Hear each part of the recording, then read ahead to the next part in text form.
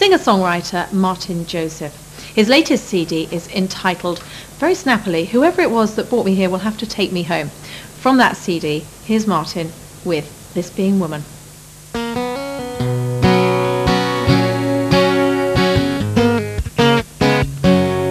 Stand now in the pension queue, the secrets of the former you.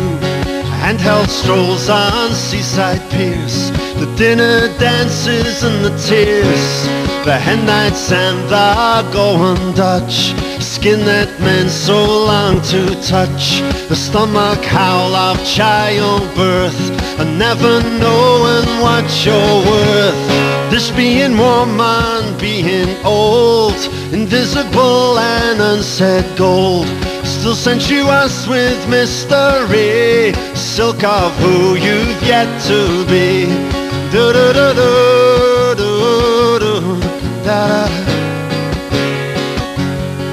And you remember tumbling things, the fresh and fluid light of spring, fractious children, midnight mass, the almost lovers' heady pass, saving for that summer cruise, every month the piercing blues, the lipstick sport that cashmere coat, a husband gone without a note. This being woman, being old, invisible and unsaid gold, still sensuous with mystery, silk of who you've yet to be. Do do do do do do do do do do do do do do do do do da. Christmas shopping on your own, the ecstasy you should have known, the dreams and dust of wedding vows, silence, darkness, funerals roused, albums full of photographs, sunflowers and mountain paths, the olive grove, the gasping kiss, and too much time to reminisce, the jewelry with that silver cross, the cherry sunsets and the loss, the role of a mother, you're a friend, you're a wife, this gallery of all your life. This being woman, being old, invisible and unsaid gold, still sensuous with mystery, silk of who you've yet to be. Do do do do do do do do do do do do do do do do do da. This being woman, being old, invisible and unsaid gold, still sensuous with mystery, the silk of who you've yet to be. Oh, da da, hip, yeah, this being one.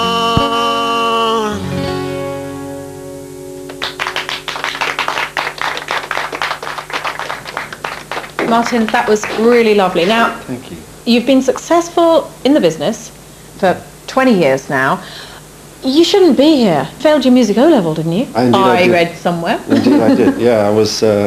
Music was never my first choice actually, but in school I just failed the whole thing. In fact, I went back to my school recently and sort of sang at their prize giving and announced this to them, and the headmaster kind of sunk in his chair. Yeah, I'm sure. Didn't you need to take up golf? Or how did that come about? Well, I started playing golf when I was 10, so I taught at the same time, and all through my teenage years, that was my dream, to be the next Nick Fowler or whatever. And, I got good at that, but never good enough. So it makes a lot of money though, golf. Maybe. Money's not everything. Yeah.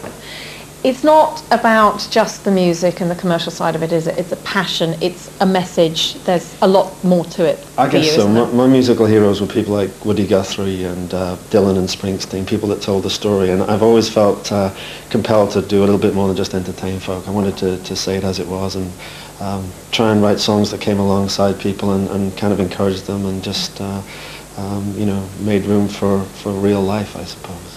Now, tell me about another album you had out recently, which was raising money for Iraq, for War Child. For War Child, yeah. Well, when war broke out and everything, I felt strongly about that, and I didn't want to look back in a few years' time and think, well, I didn't do things. So we put an EP out called The Great American Novel, and I chose 3 or 4 tracks that were pertaining to the situation. And all the funds from that are going to War Child, which is great to raise money, but at the same time just trying to raise awareness and say something into the situation, you know.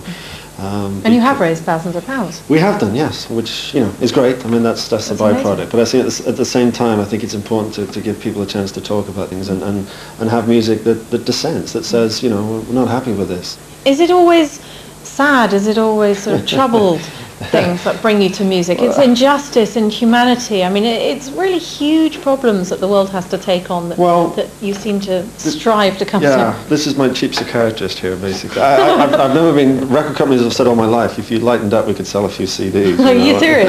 Yes, absolutely.